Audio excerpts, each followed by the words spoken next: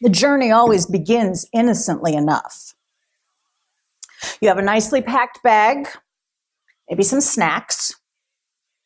You might have good friends along with you, and you might even have a general idea of the trip that you're planning on taking. Everything is still normal. Everything's still part of your mundane.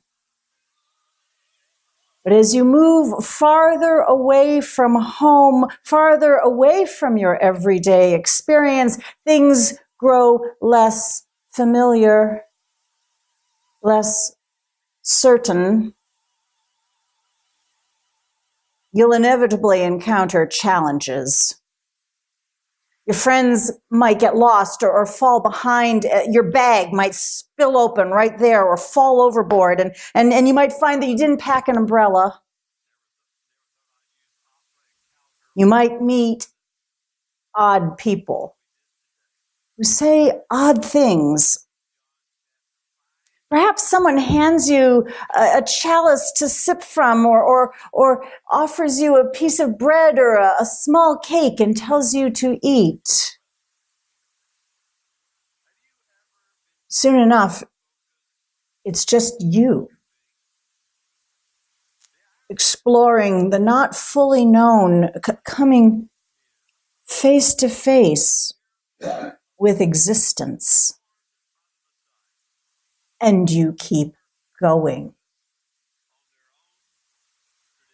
Eventually, some of the landmarks begin to look familiar again, and the light brightens, and you can see that you are returning to where you began, and the rocks and the trees and the houses are all exactly where you left them, but something is different now.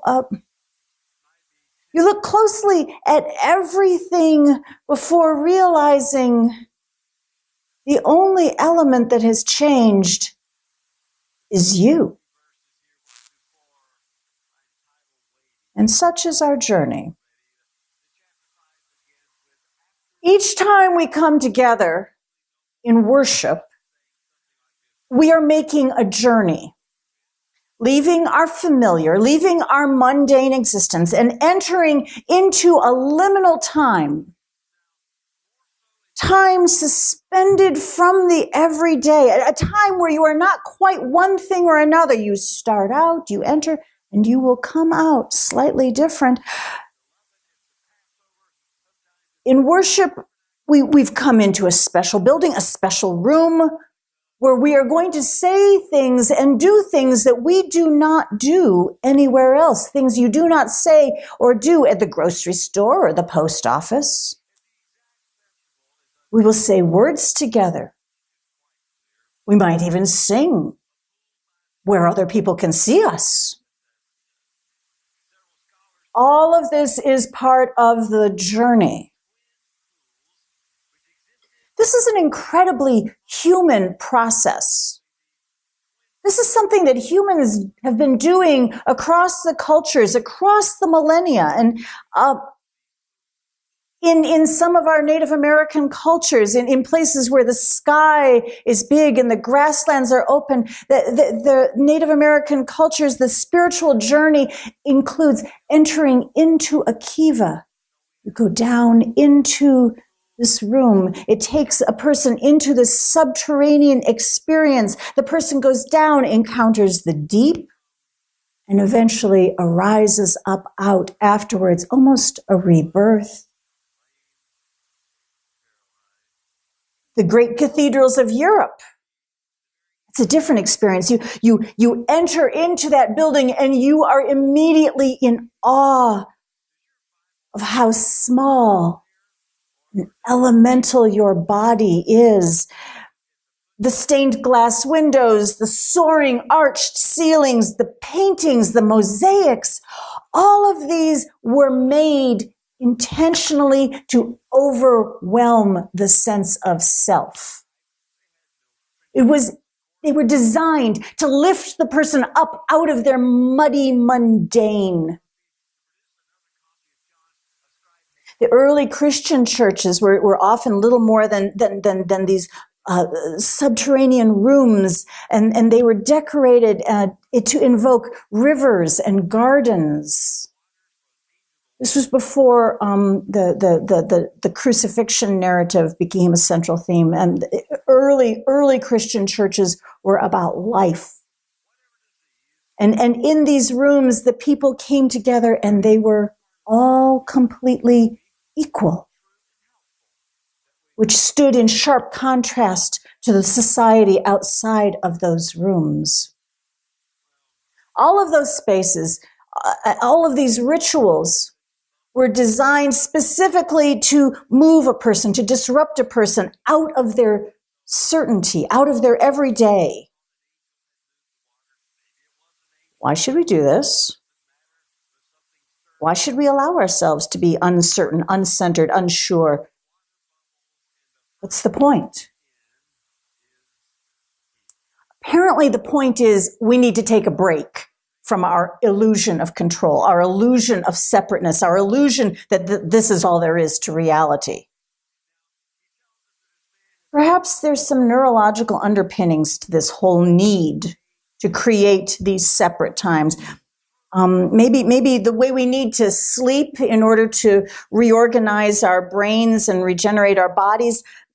Maybe we need this kind of interruption to our regularly scheduled programming just to keep us healthy and human.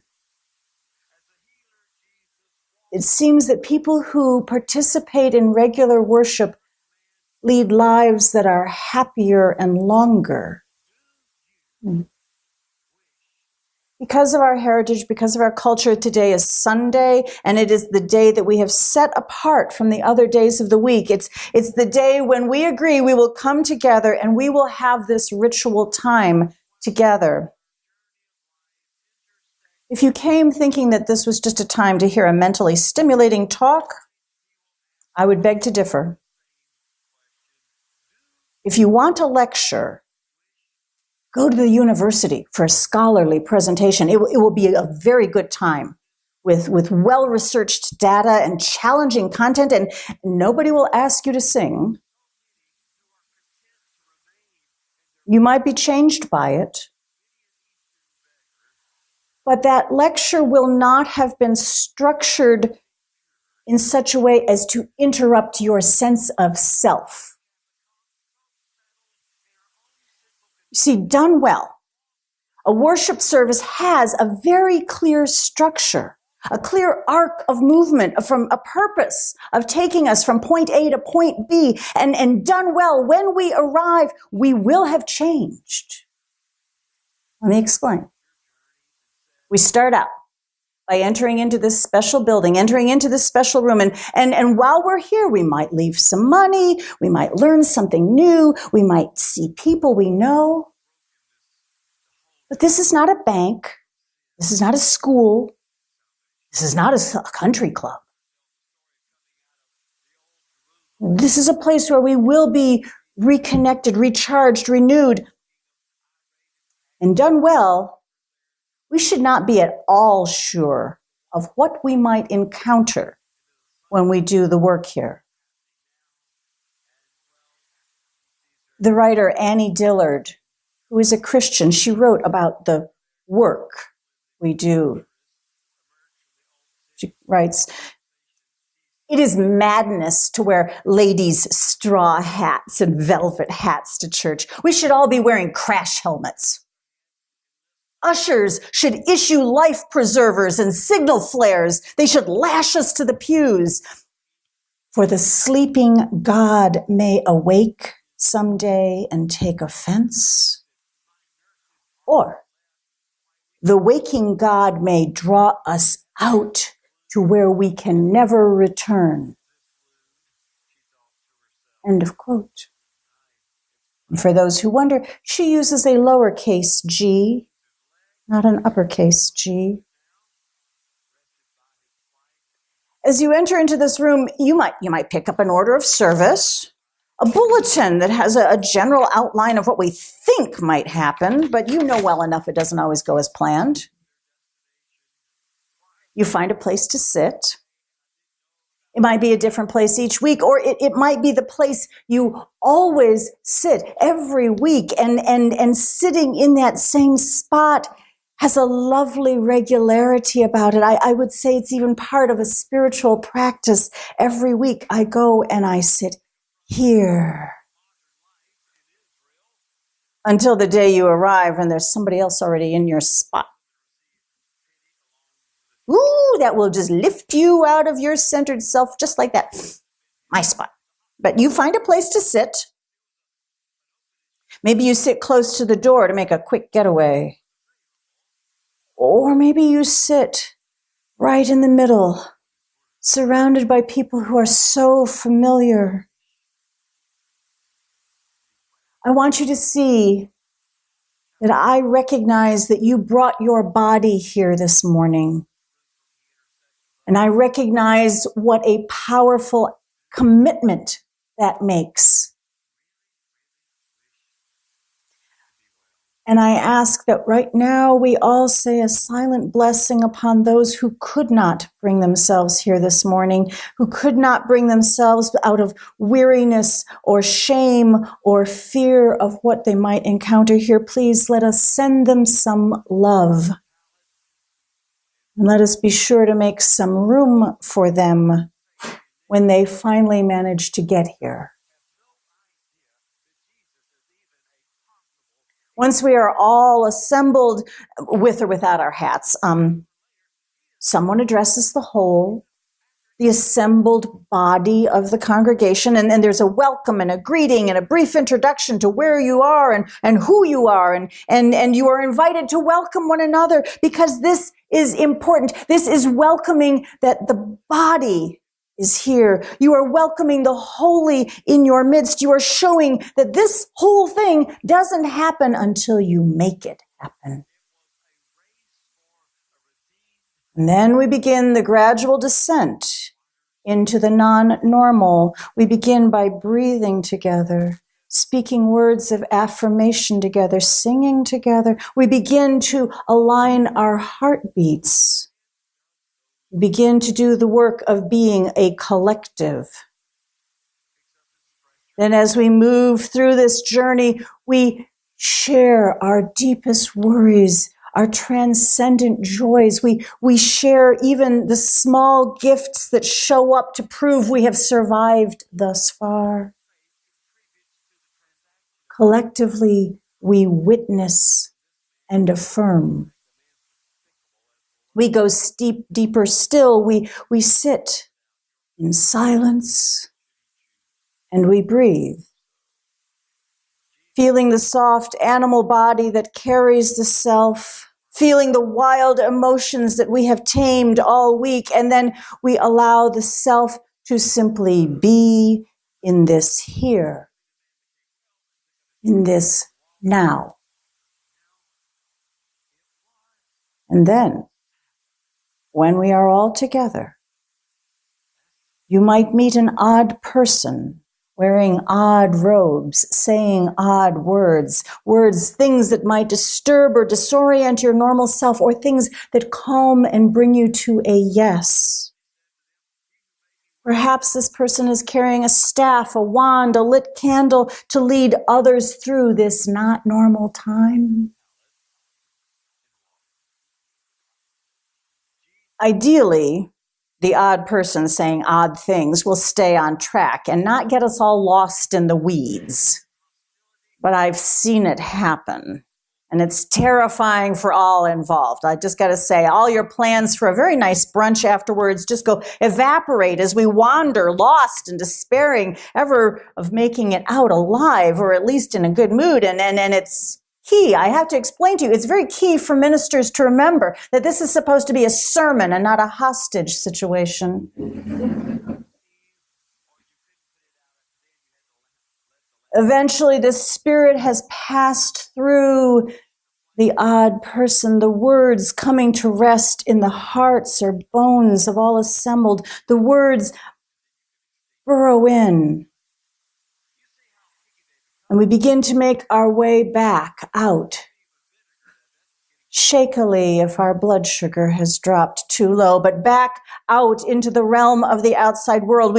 We take up a collection, we handle the money that represents power and trust, and we return our attention to the outside world, the schedule of events. We briefly reconnect our breath with shared words and song, and then there's one final blessing, the benediction, the good words, to remind one another that we will stay connected even as we leave this place.